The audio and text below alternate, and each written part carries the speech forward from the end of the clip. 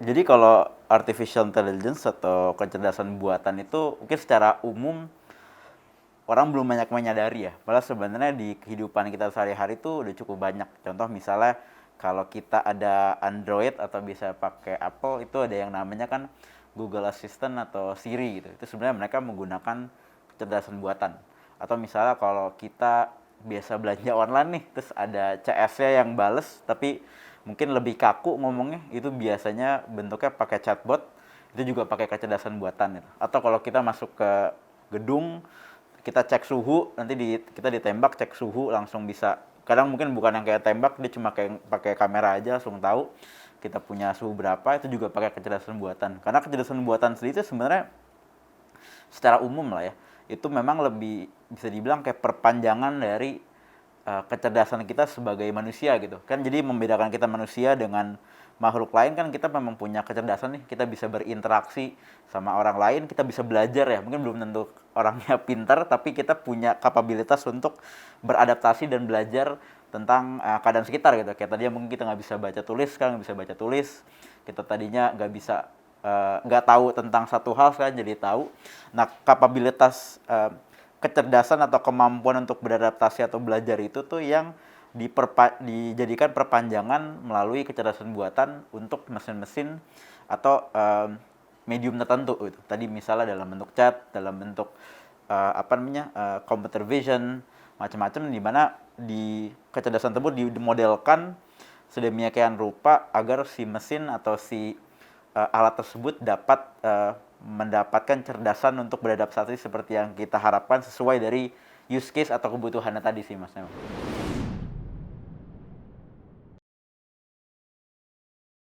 Nah, tadi tuh seperti saya mention tadi, simple di HP kita ada, di Android ada namanya Google Assistant, ada yang namanya Siri, yang kita bisa berkomunikasi sama mereka, di mana memang itu sudah dimodelkan sedemikian rupa kalau kita memberikan satu arahan, mereka bisa menangkap bahasanya tuh voice capture artificial intelligence. Jadi mereka bisa langsung voice to text, jadi mereka tahu, oh dari kata-katanya kita bilang misalnya, oh Siri, saya bilang misalnya, tolong telepon Mas Gibson itu.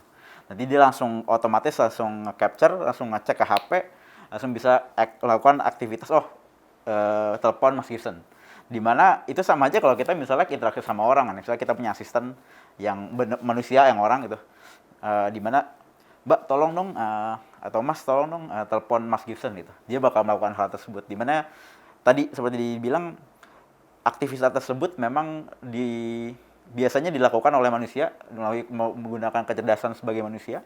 Nah, memang artificial intelligence itu memperpanjangannya aja, yang dimana kita mengimplementasikan tersebut dan dimodelkan untuk medium tertentu seperti tadi lewat smartphone, atau mungkin tadi misal satu case tadi yang kita punya di portfolio kita namanya Notflux, itu mereka punya computer vision untuk nempel ke CCTV, dia bantu Polri untuk bisa ngecek plat nomor yang memang misalnya melakukan pelanggaran, atau misalnya melakukan melewati batas kecepatan. Nah, itu dimana orang-orang biasanya ngitung sendiri, ini bisa pakai computer vision yang udah dimodelkan, mereka bisa capture juga. Atau kita punya portfolio juga namanya kata.ai, mereka bantu beberapa perusahaan e-commerce ataupun perusahaan-perusahaan tertentu yang bisa melakukan automasi proses dari customer service. Jadi mereka bisa chatan daripada sama orang, mereka bisa lewat bot atau chatbot tadi. Nah, itu juga menggunakan teknologi kecerdasan buatan atau artificial intelligence.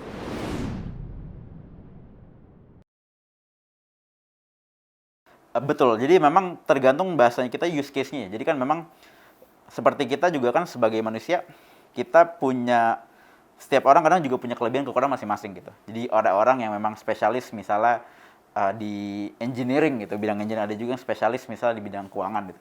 Nah, memang tergantung dari bidang-bidang atau use case yang memang diperuntukkan. Jadi memang kalau di startup sendiri kan udah banyak implementasinya, baik yang secara besar maupun kecil gitu. Even bahkan misalnya sesimpel kayak bagaimana si mesin dapat beradaptasi dan belajar kalau misalnya teman-teman pesan makanan online gitu. Nah, mereka bakal belajar ini dari historical, kita punya order, oh misalnya Mas Gibson biasa order ayam geprek Kalau pagi pesennya misal bubur ayam, siang pesen ayam geprek, malam biasanya misalnya pesan dessert, misalnya es buah gitu misal. Itu tuh dia langsung pas kita buka aplikasinya, mereka udah langsung bisa rekomendasi, oh ini kemarin pesen ini, mau pesen ini lagi nggak gitu. Jadi itu hal-hal yang sudah diotomasi dan bisa menggunakan teknologi kecerdasan buatan sendiri. Jadi memang yang dari sisi simple itu sampai yang robust atau yang sekompleks kayak tadi misalnya yang saya bilang si Noteflux portfolio kita itu mereka bisa capture tadi computer vision untuk plat nomor untuk bisa tahu mana yang perlu ditilang, mana yang nggak perlu ditilang, mana yang lewatin kesebatasan kecepatan, semua lewat kamera aja gitu. Jadi emang beda-beda use case-nya tapi intinya sama, itu perpanjangan dari kecerdasan kita sebagai manusia yang dimodelkan ke dalam medium tertentu seperti kamera, HP, maupun lain-lain sih.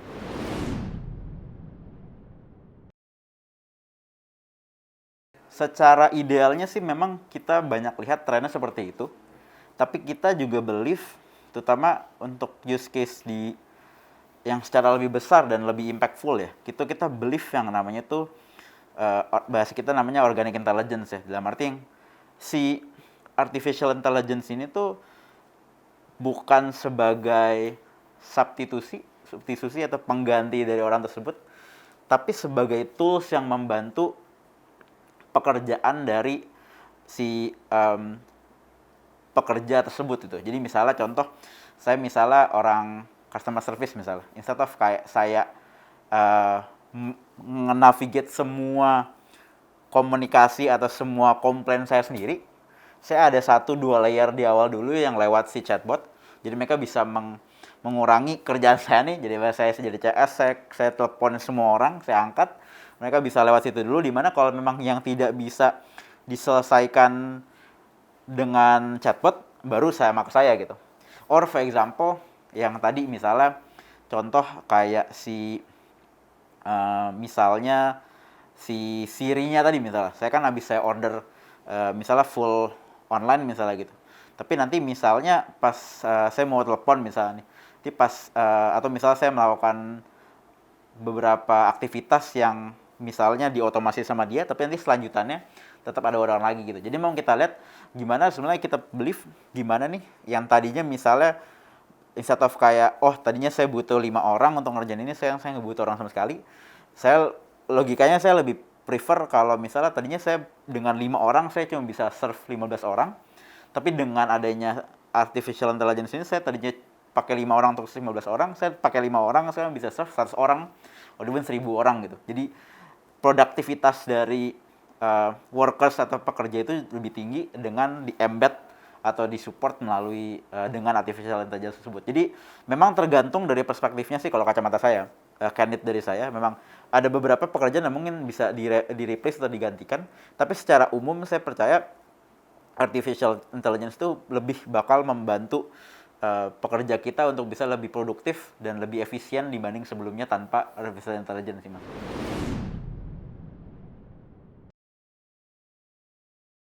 Betul mas, jadi memang kan namanya juga kecerdasan buatan ya. Jadi memang kecerdasan ini memang seperti kita manusia, kita ya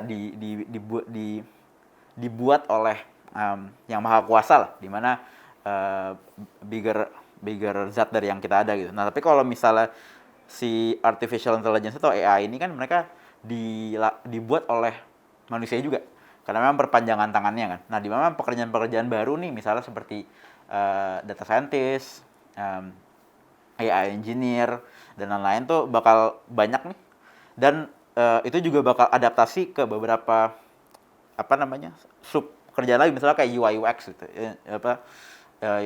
untuk bisa memberikan experience dan interface yang tepat untuk bisa nge-adjust dari AI yang dibentuk tersebut gitu. Atau misalnya pekerjaan-pekerjaan yang tadinya misalnya saya bukan orang keuangan misalnya, terus nanti saya punya AI yang ngasih saya buat ngebantuin saya buat nge-analyze perusahaan, dimana saya tanpa harus belajar jadi sarjana ekonomi atau sarjana keuangan, saya bisa memberikan advice yang lebih akurat melalui assistance dari si AI tersebut gitu. Jadi memang kita lihat tadi memang AI ini kalau saya filosofinya memang lebih membantu untuk mengenhance manusia agar kita bisa lebih efisien, lebih produktif, di mana akhirnya implikasinya Mungkin secara minor ada beberapa pekerjaan yang mungkin banyak yang bilang itu tergantikan, tapi secara besarnya sih saya melihat memberikan kesempatan lebih banyak pada manusia untuk bisa mendapatkan lapangan pekerjaan lebih luas lagi sih Mas. Dan pastinya ada beberapa pekerjaan-pekerjaan yang tadinya memang belum ada atau belum exist sebelum adanya tren AI ini, sekarang jadi pekerjaan yang sangat dibutuhkan karena memang demand dari AI sendiri juga makin tinggi kan.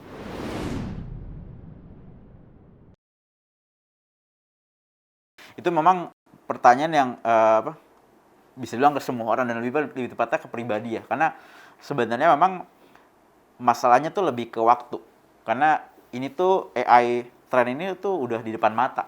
Karena kalau misalnya kita, apalagi kalau misalnya ngomongin pemerintahan ya. Contoh misalnya kalau di luar negeri, di satu negara, itu misalnya kayak di Tiongkok, itu mereka semua CCTV-nya tuh udah integrated. Dimana kalau misalnya ada orang hilang nih, itu langsung instead of kayak ngirim tim pencari, which is orang nyari, right? Itu dia langsung bisa akses ke semua CCTV di seluruh negara untuk bisa nge-capture apa namanya orang tersebut melalui kamera-kamera yang ada. Jadi kalau mukanya langsung ketangkap dan udah di-upload ke sistem dan langsung ke capture, oh ini ada orang ini. Dan juga mereka integrated misalnya sama sistem pembayaran macam-macam. Itu mereka langsung bisa ketahui, oh ini orang lokasi di sini jalan waktu kurang dari berapa jam tuh udah langsung bisa ketemu tanpa ada orang yang benar-benar nyariin. Jadi that's how integrated the system dan obviously how advanced the AI gitu. Dan so far negara-negara maju memang sudah banyak yang mengadop atau beradaptasi dengan AI sendiri seperti di Amerika atau maupun di Tiongkok tadi. Jadi emang menurut kita sih lumrah kalau emang lambat laun Indonesia juga harus catch up, walaupun seperti tadi Mas bilang memang dari sisi SDM terutama ya, karena dan juga mungkin infrastruktur ya, di mana memang saat ini belum mendukung. Jadi harapan memang dari sisi pemerintah maupun stakeholder yang ada bisa membridge gap tersebut dari misalnya contoh memberikan apa namanya dari sisi kliennya misalnya perusahaan-perusahaan di Indonesia mulai coba lebih disosialisasikan untuk beradaptasi dengan produk-produk tersebut. Dan dari situ kan di mana udah mulai kebentuk, kita bisa ada mulai supply-nya. Jadi kita lihat juga dari sisi edukasi engineer atau tenaga-tenaga kerja yang untuk membangun AI tersebut juga didukung. Jadi akhirnya supply di mana bisa match. Jadi memang kita lihat sih masalahnya memang lebih ke waktu. I think ini semuanya di semua negara udah terlihat arahnya ke sana semua. Tinggal masalahnya dari sisi kita secara individual maupun perusahaan ataupun negara itu bagaimana mengadopsi dan mengembrace dari sisi tren tersebut sih Mas ya.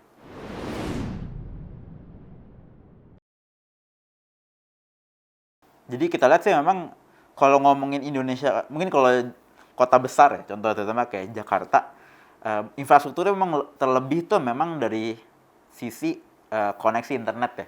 Karena memang kebanyakan tuh nanti mesin-mesin itu memang mereka kan berjalannya kan on the cloud atau dari internet ya. Dimana nanti semakin uh, canggih atau semakin bagus infrastruktur koneksi kita nih, terutama dengan adanya 5G, itu kan berarti akses data atau perputaran data tuh lebih cepat. Dan akhirnya juga use case atau implementasi dari AI itu sendiri terpaut use case-nya ya, itu bakal bisa lebih cepat dan juga pasti lebih efisien. Nah tantangan sekarang memang kalau di Indonesia, kalau dari sisi kacamata infrastruktur tuh memang pembangunan infrastruktur terutama dari sisi koneksi kita tuh belum merata. Jadi memang mungkin di Jakarta atau di kota besar itu possible, tapi kalau kita ngomongin di daerah-daerah yang memang koneksinya belum sebagus atau sekuat di kota besar, itu jadi tantangan tersendiri gitu. Ditambah lagi memang dari sisi adopsi dari perusahaan-perusahaan maupun orang secara umum. For example kayak contoh di luar negeri itu di beberapa negara konsep smart home tuh udah mulai diimplementasikan. Jadi misalnya saya cuma punya satu kayak smart speaker yang dia bisa accept apapun yang saya mau minta. Saya minta dia suruh order makanan, saya mau minta dia play music, saya suruh telepon orang atau nyalain lampu, matiin lampu, semuanya tuh lewat satu smart speaker atau namanya kalau di Amerika ada namanya Alexa gitu. Tapi kalau di Indonesia memang tadi dari sisi infrastrukturnya belum siap, dari sisi behavior kita juga agak beda, orang individual maupun perusahaan juga beda. Jadi memang ada tantangan tersendiri untuk kita bisa adapt, jadi nggak bisa benar-benar plek-plekan sama kayak tren kayak di sana. Tapi kita lihat sih semuanya bakal ke arah sana, cuma masalahnya nanti gimana nanti implementasinya di Indonesia sendiri, karena memang preferensinya berbeda juga. Jadi balik lagi kalau ke poin tadi, memang adopsi kita udah mulai ada, walaupun belum masif, belum semaju atau se-advance di negara lain, tapi kita lihat arahnya udah ke sana. Tinggal masalahnya gimana nih dari semua stakeholder, baik sisi private, pemerintah, maupun orang secara umum juga bisa menyikapi dan memanfaatkan opportunity ini sih.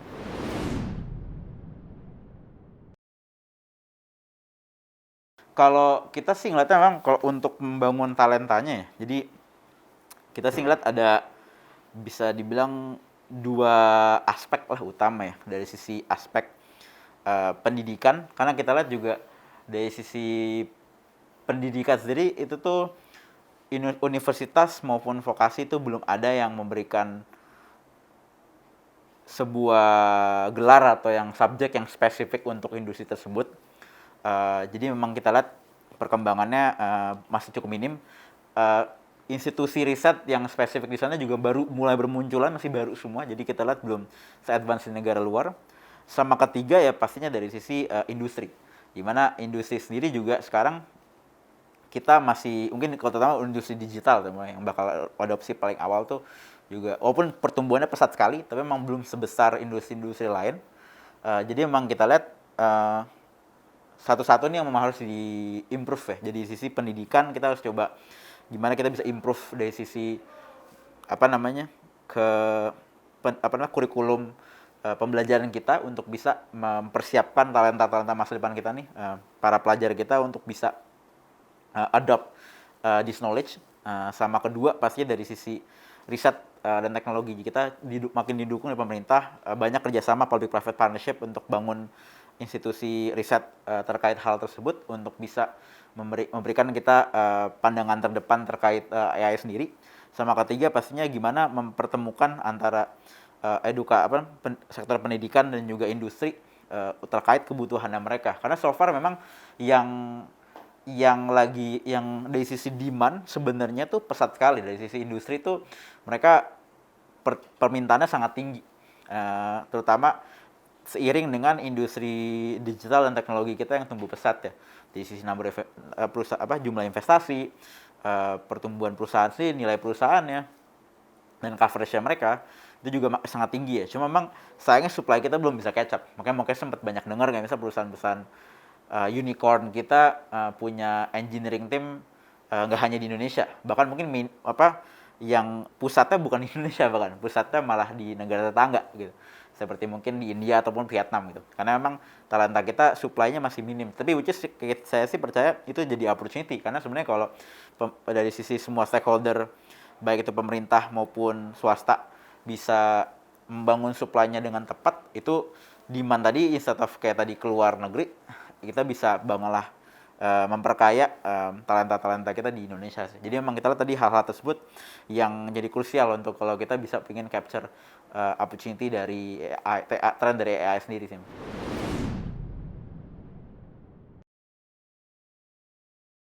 Dari sisi culture lah masih bilang ya. Jadi kalau kita sih memang melihat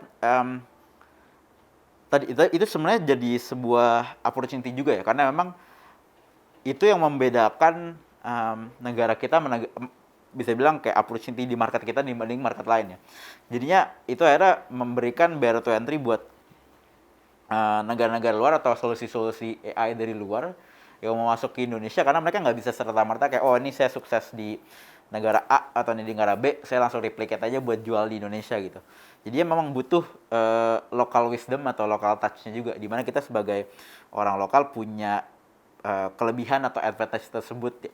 Nah, satu sisi memang dari sisi culture juga pastinya memang culture dari sisi pekerjanya juga jadi tantangan tersendiri, karena memang etos kerja kita sama negara lain berbeda ya. Saya nggak bilang sana lebih baik atau sini lebih baik, tapi memang perlu penyesuaian lah. Nah, ini memang jadi tadi makanya saya pertama banget saya percaya tuh institusi pendidikan yang paling penting, karena I think pendidikan tuh nggak hanya terkait tentang dari sisi teknis aja ya, dari sisi bagaimana mereka membangun sebuah teknologi ataupun membangun solusi tertentu, tapi memang pendidikan dari sisi karakternya juga ya. Gimana kita bisa membentuk talenta-talenta yang jadi masa depan Indonesia sendiri juga memang punya etos kerja maupun karakter yang sesuai dengan kebutuhan di masyarakat. Karena memang percuma nih kalau misalnya orangnya pintar, tapi memang misalnya dari sisi karakter maupun etos kerjanya tidak sesuai dengan kebutuhan dari industri gitu. Jadi memang dari sisi institusi pendidikan sebagai persiapan dari persiapan dini sebelum masuk ke dunia kerja, saya juga cukup mendukung Menteri Pendidikan dan Ristek kita yang baru itu punya program yang menarik ya, di mana for example dia kasih contoh di kalau nggak salah 2 sampai 3 semester terakhir itu nggak ada kelas. Mereka harus keluar cari magang atau bekerja untuk bisa langsung belajar langsung nih, nyemplung, jadi nggak cuma diajarin berenang doang, langsung nyemplung ke laut biar mereka ngerasa ombak di luar tuh seperti apa. Nah itu tuh menurut saya penting banget untuk mempersiapkan nanti once mereka benar-benar secara resmi lulus, karena mereka udah ngerasain ombaknya sendiri sebelum mereka lulus gitu, dibanding mereka lulus dulu baru mereka dilepas ke laut luas ya. Jadi itu salah satu hal yang kita lihat juga penting sih untuk bisa pembangunan pendidikan nggak hanya dari segi teknis atau secara umum, tapi juga pendidikan dari sisi karakter maupun etos kerja ya.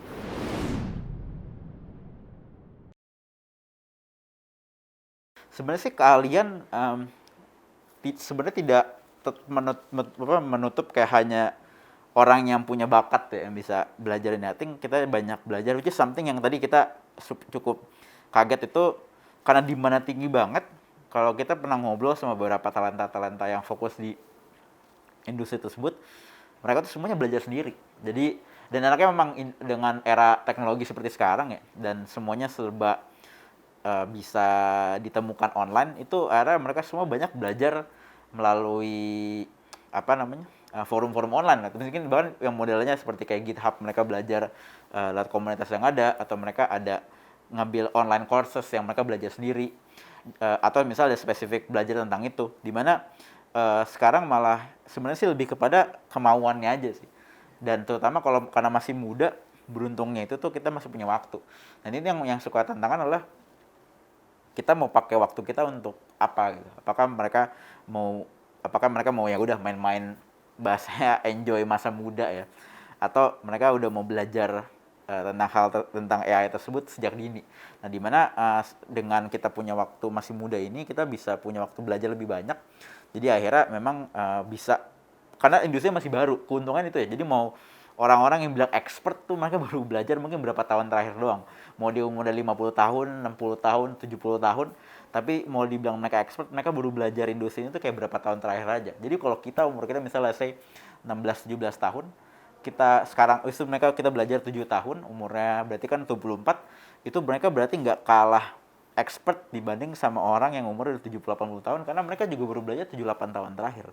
Jadi memang kuncinya sebenarnya lebih ke inisiatif, kemauan untuk belajar sedini mungkin, karena menurut saya anak muda milenial di Indonesia terutama tuh kelebihannya karena masih muda, masih punya umur ya. Sedangkan dibanding kalau orang-orang yang lebih senior, mereka mungkin dan pasti lebih terbuka karena umurnya masih muda, belum banyak, masih half less full ya, belum otaknya belum banyak isi yang lain-lain. Jadi masih lebih terbuka, lebih cepat belajar, lebih cepat nangkep, daya tangkap lebih cepat dibanding kalau orang-orang yang udah lebih senior yang mungkin udah kebanyakan pikiran nih, udah banyak yang dia pelajarin. Sedangkan kadang-kadang hal-hal baru seperti ini tuh bisa dibilang membuat apa yang mereka pelajarin 20-30 tahun terakhir jadi irrelevant.